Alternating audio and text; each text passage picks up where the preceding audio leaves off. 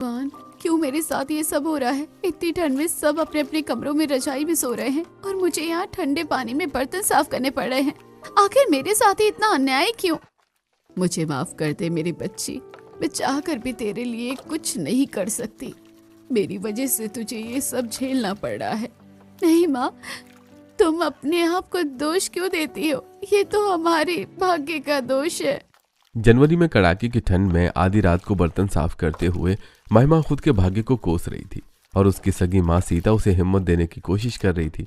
तभी उसकी सौतेली माँ मोनिका रसोई में आती है और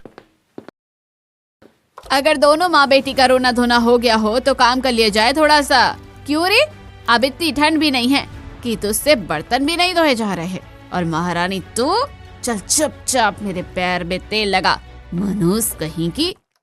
तुम मेरी माँ को परेशान मत करो, उनकी तबीयत खराब है। बर्तन साफ करके मैं तुम्हारे पैरों में तेल लगा दूंगी। क्यों, कहीं की महारानी है क्या? एक बेटा तो पैदा नहीं कर पाई, मेरे पैरों में तो तेल लगाएगी यही। इसे नौकरानी बनाकर जो रखना है मुझे। और तू जुबान से ज्यादा हाथ चला, अभी तुझे पूरी रसोई भी साफ करनी है। और तू चल मेरे साथ। मोनिका जी गुस्से में सीता के बाल पकड़कर उसे अपने साथ ले जाती हैं। दरअसल मोनिका जी महिमा की सौतेली माँ थी। महिमा की सगी माँ सीता जी के बेटा पैदा न कर पाने की वजह से उसके पिता ने दूसरी शादी कर ली थी और उसकी सौतेली माँ मोनिका, उसके सगे पिता हरीश जी और तीनों सौतेले भाई अब सीता और महिमा पर बहुत अत्याचार करते थे। इसी तरह रातें गुजर रही थी और एक रात बहुत ठंड है, काम करके मेरे तो हाथ ही सूज गए। चलो जल्दी से सो जाती हूँ। महिमा जैसी अपने बिस्तर पर लेटती है। कितना ठंडा है ये, अब ये बिस्तर किसने गीला कर दिया? अब मैं सोऊंगी कहाँ पर? महिमा के मायके में हर रात ऐसी ही डरावनी होती थी। आज फिर तेरे बिस्तर पर पानी गिरा दिया ना इन लोगों ने। हाँ माँ, पता नहीं कौन से जन्म के दुश्मनी निकाल रहे हैं हमसे। हमारे ही घर में रहते हैं, हमारा ही खाते हैं और हमारे साथ ही इतना अत्याचार करते हैं। मेरा बिस्तर पर गीला है। आज तो एक काम कर बेटा, यही कमरे में एक कोने में बैठकर सो जाते हैं। कैसे सोएंगे माँ? इस कमरे की खिड़की भी तो इन्होंने पहले से ही निकाल दी है। खिड़की से तो इतनी ठंडी ठंडी हवा अंदर आ रही है, लगता है आज की रात तो और डरावनी होने वाली है। एक तो पहले ये लोग उत्तराखंड में रहते थे जहां पूरे साल ही सर्दियां पड़ती हैं। वहीं दूसरी तरफ सर्दियों के दिनों में हालात बद से बदतर हो जाते थे और लगभग हर रात महिमा के लिए ऐसी ही होती थी। एक दिन, मोनिका सुनो, मैं सोच रहा हूँ कि आज रात की पार्टी कर लेते हैं। कुछ फ्रेंड्स को बुलाते हैं और खूब मस्ती मजाक करेंगे। हाँ पापा, मेरे फ्रेंड्स भी पार्टी करने के लिए कब से बोल रहे हैं। वो लोग कहते हैं कि तेरा घर बहुत बड़ा और शानदार है और तेरे घर का खाना बहुत ही स्वाद होता है। हाँ, और मैं भी अपने फ्रेंड्स को बुलाऊंगा। बहुत दिनों से ठंड की वजह से मैं घर से बाहर नहीं जा पाया हूँ। आज अपने घर पर ही बुला लेता हूँ सबको। जब तुम अपने दोस्तों को बुलाओगे तो मैं भी अपने दोस्तों को बुलाऊंगा। माँ, आप पार्टी की तैयारी करवा देना, हम सभी को 9 बजे का इनविटेशन दे देंगे। हाँ हाँ बेटा, क्यों नहीं, मैं भी अपनी सहेलियों को बुला लूंगी। इसी बहाने सबसे मिलना हो जाएगा। ठंड की वजह से तो हम कहीं जा भी नहीं पाते हैं इस समय। लेकिन खाने पीने का इंतजाम और साफ सफाई का इंतजाम तुम देख लोगी ना? हाँ हाँ, ये दोनों नौकरानियां कब काम आएगी। सुन लिया ना तुम दोनों ने, आज रात को घर में 100 लोगों की पार्टी है और सबका खाना पीना साफ सफाई तुम्हें ही करना है। इतनी ठंड में 100 लोगों की पार्टी, इतना सारा खाना पीना होगा और तो और खाने पीने के बाद ढेर सारे बर्तनों का पहाड़ मुझे ही साफ करना होगा, वो भी इतनी रात में। बेटा तू परेशान मत हो, मैं तेरी मदद करवा दूंगी। अच्छा, ऐसे कैसे मदद करा देगी? तू अपनी इस लाडली की मदद करेगी, मेरे काम कौन करेगा? चल मेरे बालों में तेल लगा और मेरी साड़ी और मेरे बच्चों के कपड़े प्रेस कर, मनूस कहीं की। मोनिका सीता जी को अपने साथ अपने काम करने के लिए ले जाती हैं और ठंड में बेचारी महिमा 100 लोगों का खाना पीना बनाती है और मेहमानों की पार्टी के बाद पूरी रात कपकपाते हुए आते हुए सारे बर्तन धोती है, जिसमें उसके हाथ सूज जाते हैं। हे भगवान, कितनी बुरी किस्मत है मेरी। आखिर क्यों मेरी हर रात इतनी दर्द भरी और परेशान वाली हो रही है? आखिर कब मुझे इस जिंदगी से छुटकारा मिलेगा? महिमा अपनी किस्मत पर रो ही रही होती है कि तभी उसकी सौतेली माँ मोनिका की आवाज आती है। अरे ओ महारानी, बर्तन हो गए तो बाथरूम में हमारे कपड़े पड़े हैं धोने के लिए, उन्हें भी धोकर डाल दियो। सुबह सुबह बहुत सारा काम होता है करने के लिए। हाथ सूज गए हैं दोनों, कपड़े धोने का काम मैं सुबह कर लूंगी। आप देखो अब तो आधी रात भी हो गई है। क्यों री, सुबह तक तेरे हाथ ठीक हो जाएंगे क्या? चुपचाप से अभी कपड़े धोकर डाल, और हाँ, छत पर भी सुखा कर आने हैं तुझे कपड़े। चल बहानेबाजी छोड़ और काम में लग जा। मोनिका जी की बात सुनकर महिमा रोते हुए कपड़े धोने बैठ जाती है और सारे कपड़े धोने के बाद मम्मी, छत पर बहुत तेज ठंडी हवा चल रही होगी। मैंने सारे कपड़े धो तो दिए हैं, लेकिन क्या मैं इन्हें सुबह सुखा दूं? क्यों, सुबह ठंड नहीं होगी क्या? चल चुपचाप से सारे कपड़े आप भी छत पर सुखा कर आ। मोनिका जी महिमा के बाल पकड़कर उसे धक्का दे देती हैं। इसके बाद रोती हुई महिमा छत पर कपड़े सुखाने के लिए जाती है और छत पर कपड़े सुखाती हुई कितनी तेज ठंडी हवा चल रही है छत पर। आज तो मुझे बुखार आ गया है। जल्दी जल्दी से कपड़े सुखाकर नीचे जाकर सो जाऊंगी, वरना और तबीयत खराब हो जाएगी। महिमा जल्दी जल्दी कपड़े सुखा रही होती है, तभी उसके सौतेले भाई रोहित, मुकुल और ऋतिक जाकर छत का दरवाजा बंद कर जाते हैं। बहुत तेज ठंड लग रही थी ना तुझे, चल अब अच्छे से सर्दी के मजे ले, ठंडा ठंडा कूल कूल। हाँ भैया, आपने बहुत अच्छा सबक सिखाया है, इसको अब मजा आएगा जब पूरी रात ठंड में छत पर रहेगी। रोहित मुकुल जब महिमा को छत पर बंद कर रहे होते हैं तभी सीता देख लेती है। ये क्या कर रहे हो तुम लोग इतनी ठंड में? तुम लोगों ने मेरी बेटी को छत पर क्यों बंद कर दिया है? चलो फटाफट से दरवाजा खोलो छत का। अच्छा, अब तो हम पर चिल्लाओगी, रुको अभी माँ को बुलाता हूँ, माँ ही तुम्हें सबक सिखाएगी अब। माँ देखो माँ, ये औरत हमें डांट रही है और इसने हमें मारने की भी कोशिश की। अपने बेटों की आवाज सुनकर मोनिका अपने कमरे से बाहर आती है और सीता के बाल पकड़कर कहती है, क्यों रे मनहूस, तेरी इतनी हिम्मत, खुद तो तू बेटा पैदा ना कर पाई और मेरे बेटों पर चिल्ला रही है। तुझे तो अब मैं सबक सिखाऊंगी। गुस्से में मोनिका सीता जी को सीढ़ियों से नीचे धक्का दे देती है, जिसकी वजह से उसके माथे से खून आने लगता है और वो वहीं बेहोश हो जाती है। वहीं छत पर ठिठुरते हुए महिमा को बहुत तेज बुखार चढ़ जाता है और अगली सुबह जब सीता जी को होश आता है तो वो छत का दरवाजा खोलते हैं। अरे मेरी बच्ची, इतनी ठंड में पूरी रात छत पर बैठी रही, तेरा बदन तो गर्म तवे की तरह तप रहा है। चल तू फटाफट से नीचे चल।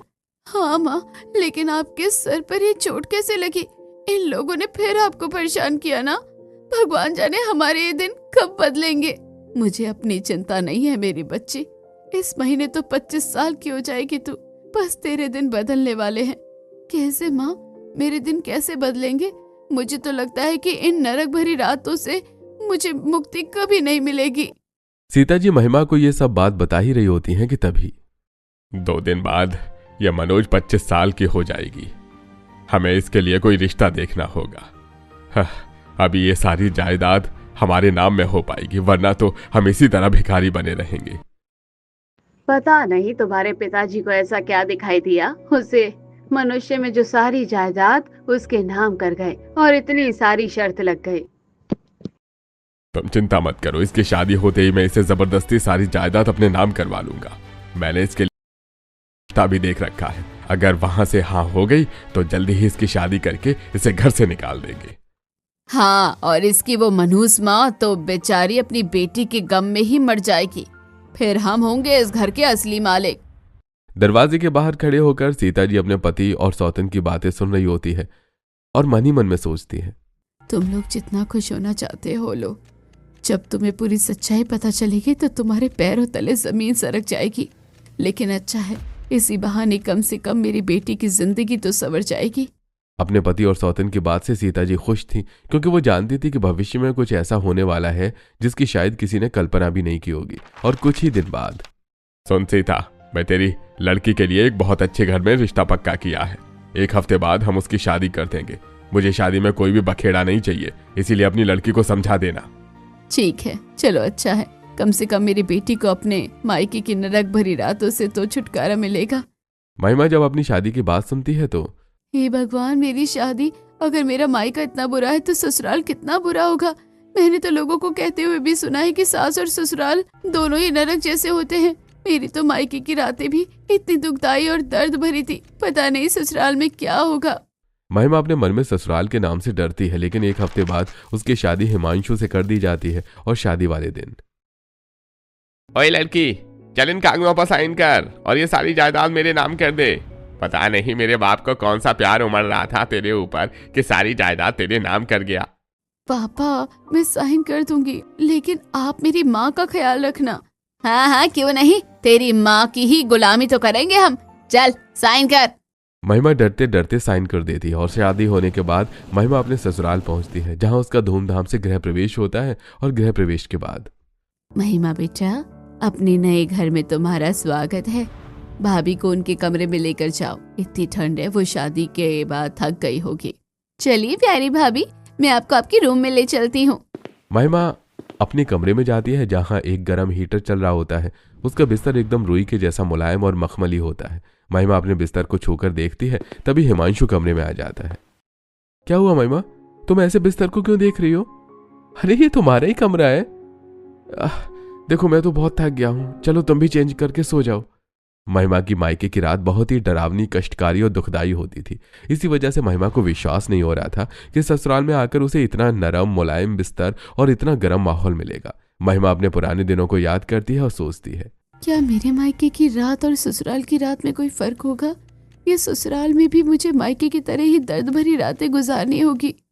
महिमा पुराने दिनों को सोच ही रही होती है, तभी हिमांशु, अरे महिमा तुम्हें सोना नहीं है क्या? सो जाओ, काफी ठंड हो रही है और रात भी हो गई है। उस रात महिमा अपनी जिंदगी में पहली बार चैन से पूरी रात सोई थी। अगले दिन सुबह उठकर महिमा रसोई में जाती है और अपनी पहली रसोई की तैयारी करती है। अरे आज तो खाने की खुशबू से ही पेट भर जाएगा। ऐसा लग रहा है आज तो पूरा घर इतनी अच्छी खुशबू से महक रहा है। भाई क्या क्या बनाया है आज हमारी नई बहू ने अपनी पहली रसोई में? बहू ने तो रसोई में पूरी, पकोड़े, हलवा, सब्जी, न जाने कितने सारे पकवान रख दिए हैं। आज तो खाने में मजा आ जाएगा। भाभी जल्दी से खाना लेकर आओ, मैं भूख लगी है। महिमा डरते डरते सारा खाना टेबल पर रखती है और सभी लोग खाना खाकर महिमा की खूब तारीफ करते हैं और उसे शगुन देते हैं। महिमा का ससुराल में पहला दिन तो अच्छे से गुजरता है, लेकिन जैसे ही रात होने वाली होती है, हे भगवान, फिर से ही रात आ गई। पहली रात तो जैसे तैसे अच्छी खासी गुजर गई, आज पता नहीं क्या होगा। अरे भाभी, आप अकेले अकेले कमरे में क्या कर रही हो? सभी लोग बाहर हॉल में बैठे हुए हैं, आप भी हमारे साथ जाकर बाहर बैठो। नहीं नहीं अनन्या, मुझे अभी किचन में बहुत सारा काम है। अभी तो बहुत सारे बर्तन पड़े हैं और किचन भी साफ करनी है। अरे भाभी, आप इतनी ठंड में किचन में काम क्यों कर रही हो? हमारी मेड है ना, वो कर लेगी, आप टेंशन मत लो। नहीं नहीं अनन्या, काम तो सारा मुझे करना होगा ना। अपने मायके में भी सारा काम मैं ही करती थी। रात को ठंड में तो ये तो फिर भी मेरे ससुराल है।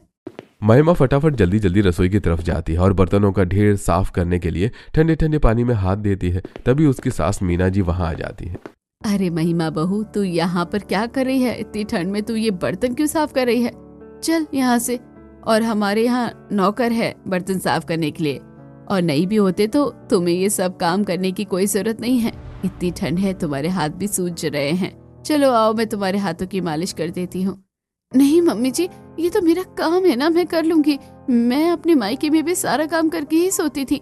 अरे कोई बात नहीं, तुम अपने मायके में सारा काम करती थी ना, लेकिन ये तो तुम्हारा ससुराल है, तुम्हें ससुराल में ये सब करने की कोई जरूरत नहीं है। मीना जी की महिमा का हाथ पकड़कर उसे रसोई से बाहर ले जाती है और गरम गरम तेल से उसके हाथों की मालिश करने लगती है। महिमा को ऐसा ममता भरा स्पर्श पहली बार मिला था, क्योंकि मायके में उसकी सगी माँ चाहकर भी उसकी मदद नहीं कर पाती थी। सास को अपनी मालिश करते देखकर महिमा की आंखों से आंसू आने लगते हैं और वो सोचती है, क्या सच में मेरी किस्मत इतनी अच्छी हो सकती है? मायके में मेरी रातें कितनी डरावनी होती थी, ठंड में मेरे हाथ सूज जाते थे, लेकिन फिर भी मुझे काम करना पड़ता था। और यह ससुराल में मेरी सास खुद मेरे हाथों में मालिश कर रही है। महिमा रोते रोते अपने मन में ही बातें सोच रही होती है कि तभी मीना जी, महिमा बेटा, तुम रो क्यों रही हो और इतना कांप क्यों रही हो? हम हैं तुम्हारे पास, और अगर तुम्हें ठंड लग रही है तो अभी हीटर चालू कर देते हैं। अखिल, जरा एक और हीटर चलाना देखो तो, भाभी को कितनी ठंड लग रही है। अखिल फटाफट से हीटर ऑन करके आता है। भाभी, एक हीटर मैंने आपके रूम में भी ऑन करके रख दिया है, आप टेंशन मत लो, आपको ठंड नहीं लगेगी। अपने ससुराल वालों का इतना सारा प्यार देखकर महिमा को अच्छा महसूस होता है, लेकिन उसे अपनी किस्मत पर अभी भी भरोसा नहीं होता और मायके में मिला हुआ ट्रॉमा वो अपने दिमाग से नहीं निकाल पाती। महिमा बेटा, तुम्हें कुछ खाने का मन है तो बता दो, हम तुम्हारे लिए मंगवा देंगे। कुछ गरम सूप या चाट, बताओ क्या खाओगी? नहीं पापा जी, मुझे कुछ नहीं खाना, मैं बस सोना चाहती हूँ। चलो फिर, वैसे भी बहुत रात हो गई है, चलो सोने चलते हैं। हिमांशु महिमा को अपने साथ रूम में ले जाता है, लेकिन महिमा अपने मायके की रातों के ट्रॉमा में ही होती है। जैसे तैसे उसकी आंख लगती है कि उसे सपना आता है और सपने में चल री मनुस, फटाफट ये बर्तन साफ कर। उसके बाद पूरे घर का पोछा लगाना है तुझे और बाहर का फर्श भी धोना है। माँ मेरे हाथों में सूजन आ रही है, मैं ये बर्तन सुबह साफ कर दूंगी। अरे सुबह क्यों? अभी क्या तेरे हाथों में मेहंदी लगी है? चल चुपचाप से सभी साफ कर। सपना देखते देखते महिमा बहुत जोर जोर से रोने लग जाती है और उसे रोता देखकर, अरे क्या हुआ महिमा, तुम इतना घबरा क्यों रही हो और रो क्यों रही हो? ठंड ठंड, मुझे ठंड लग रही है बहुत जोर से, मैं बर्तन नहीं साफ करूंगी ठंड में। अरे अरे कोई नहीं कराएगा तुमसे बर्तन साफ, अरे तुम शांत हो जाओ। माँ पापा देखो महिमा को क्या हो रहा है। हिमांशु घबराकर अपने घर वालों को बुलाता है और जैसे ही सब उसके कमरे में आते हैं महिमा को रोता देखकर, क्या हुआ हिमांशु बेटा, तुम इतना जोर जोर से चिल्ला क्यों रहे थे? और महिमा तुम इतना जोर जोर से रो क्यों रही हो? कोई बुरा सपना देख लिया क्या? हाँ माँ, शायद इसने कोई बुरा सपना देख लिया है और ये रोने लगी। इधर आओ महिमा बेटा, घबराओ मत, हम है ना तुम्हारे पास, चिंता मत करो। और मैं हूँ ना, मैं भी तो तुम्हारी ही माँ हूँ। मीना जी प्यार से महिमा के बगल में बैठती, उसका सिर अपनी गोद में रखकर उसके बाल सहलाती है और प्यार से उसे अपनी गोद में ही सुला लेती है। महिमा चैन की नींद सो जाती है। अगले दिन, सुनिए जी, महिमा को कोई पुराना सदमा लगा हुआ है जिसकी वजह से वो रात इतनी परेशान और बेचैन हो जाती है। हमें उसकी वजह जाननी होगी, लेकिन उससे पहले हमें महिमा की रातों को बेहतर बनाना होगा। हाँ मुझे भी यही लगता है। अभी उसे हमारे घर में आए 2 दिन ही हुए हैं और दोनों रातों में वो परेशान हो रही है। दिन में तो वो नॉर्मल रहती है। हाँ माँ, उसे मैं रोजाना रात को घबराते हुए देखता हूँ, वो नींद में बड़बड़ाती रहती है, अचानक उठ जाती है और रोने लग जाती है। मुझे लगता है हमें महिमा को डॉक्टर को दिखाना चाहिए। अगर ऐसा ही रहा तो महिमा तो बेचारी हमेशा इसी उलझन में रहेगी और ऐसी ही रातों में बेचैन और परेशान रहेगी। मेरे एक दोस्त हैं डॉक्टर विकास, हम उनके पास जा सकते हैं। वो दिमाग के डॉक्टर हैं। मुझे लगता है महिमा का ट्रॉमा वही ठीक कर पाएंगे। तुम कहो तो मैं बात करूं? हाँ आप बात कीजिए, क्योंकि मैं अपनी बहू को ऐसे परेशान नहीं देख सकती। इसके बाद अतुल जी डॉक्टर विकास का अपॉइंटमेंट लेते हैं और महिमा को उनके पास लेकर जाते हैं। सारे टेस्ट करने के बाद डॉक्टर विकास, देखिए अतुल जी, आपका फ्रेंड होने के नाते मैं आपसे कुछ छुपाना नहीं चाहता, लेकिन आपकी बहू को मानसिक तनाव है। ये शायद उसकी पिछली जिंदगी का कोई सदमा है जो उसके दिमाग से नहीं निकल पा रहा है। तो हमें क्या करना चाहिए? हमेशा क्या करें कि हमारी बहू को इस तनाव से मुक्ति मिल जाए और वो चैन से रात में सो सके। कोशिश कीजिए कि उसके सोने से पहले की जो पल है वो उसके लिए सबसे बेहतर पल हो और वो सोने से पहले खुश रहे ताकि उसे चैन की नींद आए। अगर कुछ दिनों तक ऐसा हो रहा तो वो अपने इस ट्रॉमा से बाहर आ सकती है। जी ठीक है डॉक्टर, हम कोशिश करेंगे। डॉक्टर से सलाह लेने के बाद विकास जी अपने घर आते हैं और अपने घर में सभी को ये बात बताते हैं। ये बात सुनने के बाद तो हमें बहू की ससुराल में रातों को स्पेशल बनाना होगा। उसकी मायके की रातों की जगह ससुराल की रातों की यादें उसके दिमाग में रहनी चाहिए, जिससे वो खुश रह सके। मेरे पास एक आइडिया है, क्यों ना हम भाभी की हर रात स्पेशल बनाएं और रात को उन्हें खुश रखें। क्यों ना आज हम बॉनफायर जलाएं, रात को सारे लोग मौज मस्ती करेंगे, डांस करेंगे, खाएंगे पिएंगे, इससे भाभी को अच्छा लगेगा और वो खुश भी हो जाएंगे। परफेक्ट आइडिया, चलो आज बॉनफायर करते हैं। महिमा का दिन तो आसानी से भी जाता है, लेकिन जैसे ही रात होती है हिमांशु से कहता है, महिमा आज हम लोगों ने बॉनफायर प्लान किया है, तो आज जल्दी मत सोना, हम लोग छत पर बॉनफायर जलाएंगे और मस्ती करेंगे और फैमिली टाइम स्पेंड करेंगे। लेकिन रात को तो बहुत ठंड होती है और वो भी छत पर, हम सभी को ठंड लगेगी हिमांशु। अरे तुम चिंता मत करो, मैंने सारा इंतजाम कर लिया है। रात में हिमांशु अपने परिवार के साथ छत पर बॉनफायर जलाकर मौज मस्ती करते हैं। इससे महिमा को काफी अच्छा लगता है और वो खुश हो जाती है। उस रात महिमा को कोई भी बड़ा सपना नहीं आता और वो चैन से सोती है। इसके बाद हर दिन हिमांशु का परिवार कुछ न कुछ प्लान करते हैं और कभी वो रात में क्लब जाते हैं, कभी मूवी का प्लान करते हैं और एक रात। Thank you so much Himanshu, आज तुम्हारे और सारे परिवार की वजह से मैं इतने साल पुराने ट्रॉमा से बाहर आ पाई हूँ। अच्छा चलो फिर सभी लोग गर्मा गर्म हॉट चॉकलेट पीने चलते हैं। पास ही में एक कैफे है जहाँ का हॉट चॉकलेट बहुत फेमस है और हम वो ही पियेंगे और घूम फिर कर वापस आ जाएंगे। हाँ मुझे भी हॉट चॉकलेट बहुत पसंद है, चलो चलते हैं। सभी लोग हॉट चॉकलेट पीने जाते हैं जहाँ अचानक महिमा को चक्कर आ जाते हैं। अरे महिमा बहू क्या हुआ, तुम्हें चक्कर क्यों आ रहे हैं? कुछ नहीं मम्मी जी, वो बस मुझे थोड़ा सा बुखार था तो शायद उसी वजह से। अरे तो तुमने मुझे बताया क्यों नहीं? अगर बताया होता तो हम घर पर ही मंगा लेते, रात में बाहर क्यों आते? अरे कोई बात नहीं, मैं ठीक हूँ, चलिए घर चलते हैं। नहीं, अभी हम पहले डॉक्टर के जाएंगे और तुम्हें दवा दिलवाएंगे। नहीं नहीं पापा जी, मुझे दवा की कोई जरूरत नहीं है। बेटा, अब तुम्हारी शादी हो गई है, तुम्हें किसी से डरने की जरूरत नहीं है। मैं भी तुम्हारे पापा जैसा हूँ, तुम चिंता मत करो, हम हमेशा तुम्हारे साथ हैं। और जो तुमने मायके में झेला है वो कभी नहीं झेलना पड़ेगा। पापा जी, मुझे आज तक अपने पापा का प्यार नहीं मिला, आपने मुझे पापा का प्यार दिया, मैं कितनी खुश नसीब हूँ। अब सब बातें ही करते रहोगे या घर भी चलोगे? ठंड बढ़ गई है और महिमा को बुखार है, चलो सब घर चलते हैं। मीना जी की बात सुनकर सभी घर आते हैं और महिमा आज फिर से सुकून भरी नींद सोती है। लेकिन दूसरी तरफ महिमा के मायके में सभी की नींद उड़ी हुई थी। अरे ये क्या हो रहा है? आप वकील साहब, मैंने तो पूरे कागज पढ़े थे, इसमें साफ लिखा था कि महिमा के 25 साल होने के बाद वो अपनी मर्जी से अपनी प्रॉपर्टी किसी के भी नाम कर सकती है। हाँ, ठीक कहा आपने, वो किसी के भी नाम कर सकती है, लेकिन आपके पिताजी की वसीयत के हिसाब से केवल अपने परिवार के नाम। और अगर आप दूसरी शादी कर लेते हैं तो आप उसके परिवार से बेदखल हो जाएंगे, इसलिए यह प्रॉपर्टी आपको नहीं मिल सकती। लेकिन कोई तो रास्ता होगा, कैसे भी करके यह प्रॉपर्टी मुझे चाहिए। देखिए, एक रास्ता है। अगर आपकी बेटी प्रॉपर्टी के इन पेपर्स पर साइन कर दे और ये अप्रूव करे कि वो बिना जोर जबरदस्ती के चाहती है कि प्रॉपर्टी उसके पिता को मिले और उसके पिता के उसके और उसकी माँ से अच्छे संबंध है, तो प्रॉपर्टी आपको मिल सकती है। ठीक है, मैं इन कागजों पर उसके साइन कर लाऊंगा, कैसे भी करके मुझे ये प्रॉपर्टी चाहिए ही चाहिए। वकील से बात करके हरीश जी घर आते हैं और मोहिनी जी को सारी बात बताते हैं। आपको लगता है कि आपकी वो मनहूस बेटी इन कागजों पर साइन करेगी? अब तो वो ससुराल में भी बहक ही गई होगी। अरे ऐसे कैसे नहीं करेगी, उसकी माँ है ना हमारे पास, ये कराएगी। अगर नहीं करेगी तो मैं इसे जान से मार दूंगा। आप अभी फोन करो, उसे कहो कि हम कल सुबह ही आ रहे हैं उसके घर इन पेपर्स पर साइन कराने के लिए। उसी रात महिमा के परिवार में सभी लोग हॉल में बैठकर मूवी देख रहे होते हैं। तभी महिमा के पास पापा का फोन आता है। हेलो, अरे क्यों नहीं मनहूस, तुझे पहले से ही पता था ना कि प्रॉपर्टी ट्रांसफर में लिमिटेशंस हैं। कल हम वहाँ आ रहे हैं, तुझे कल ही दोबारा पेपर्स पर साइन करना होगा। लेकिन पापा, मैंने तो साइन कर दिया था ना, अब क्या हो गया? हाँ, वो मुझे पता है, तू और तेरी माँ कितनी चालाक है, हम जानते हैं। तूने और तेरी माँ ने जानबूझकर हमें नहीं बताया कि प्रॉपर्टी मेरे नाम डायरेक्टली नहीं होगी। अरे अब तुझे दोबारा साइन करने होंगे, मुझे कोई नाटक नहीं चाहिए। हरीश जी महिमा से बात करके गुस्से में फोन रख देते हैं और महिमा फोन करते ही रोने लग जाती है, उसे रोता देखकर। क्या हुआ बेटा, रो क्यों रही हो? तुम्हारे पापा का ही तो फोन था ना। हाँ मम्मी, वो कल आ रहे हैं। अरे ये तो खुशी की बात है ना, तुम्हारे मम्मी पापा कल आएंगे तुमसे मिलने।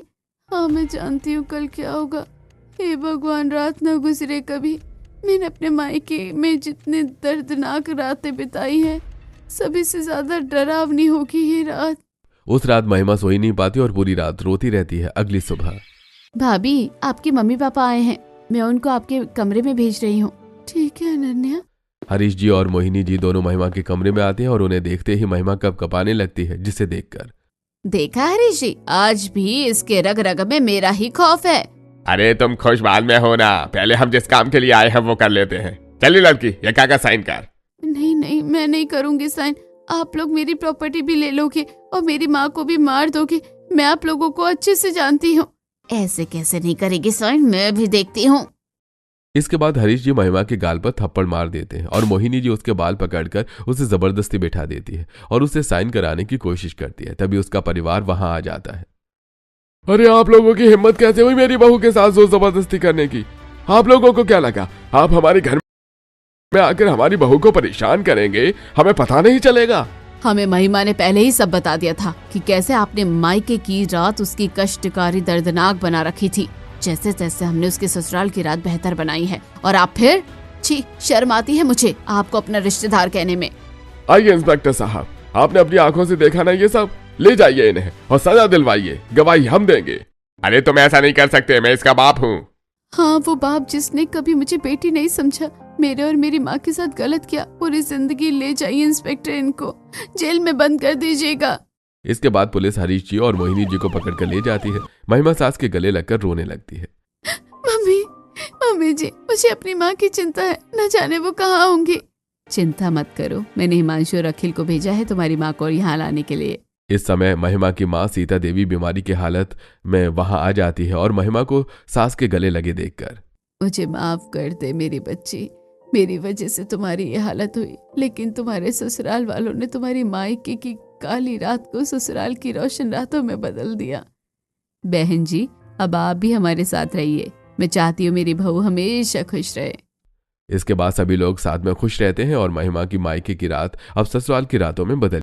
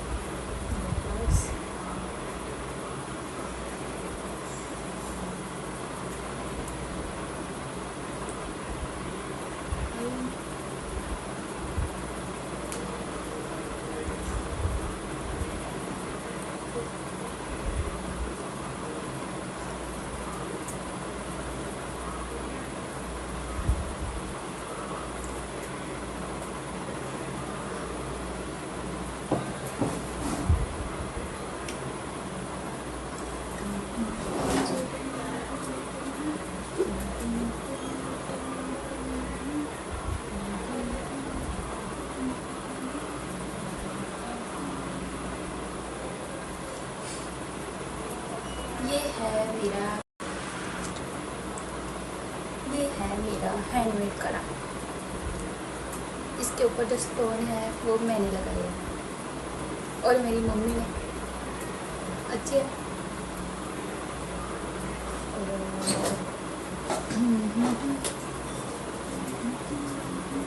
हमने 2 बनाए है ना। अच्छी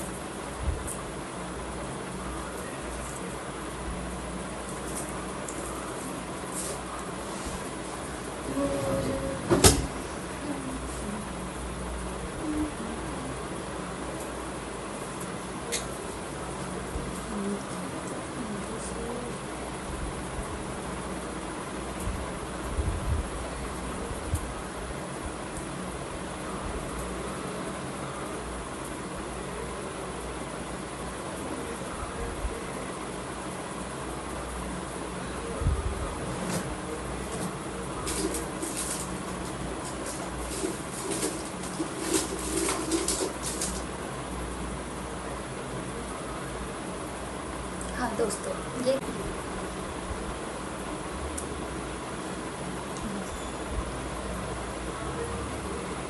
है सदा कलेक्शन। एक ये और ये वाला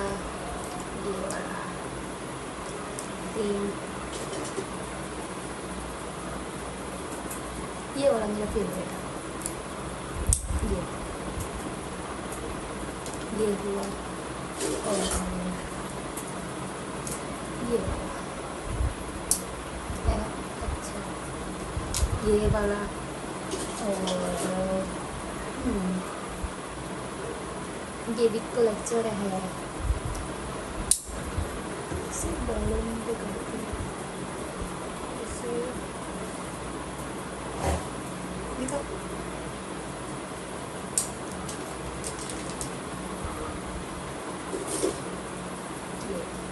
ये भी मेरा फेवरेट है।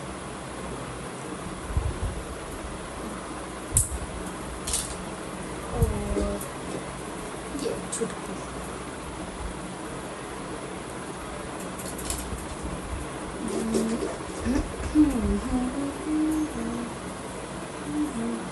कलेक्टर कलेक्शन ये भी है।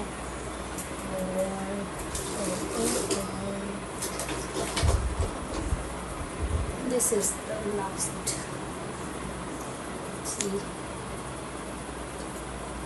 अच्छे. Yeah.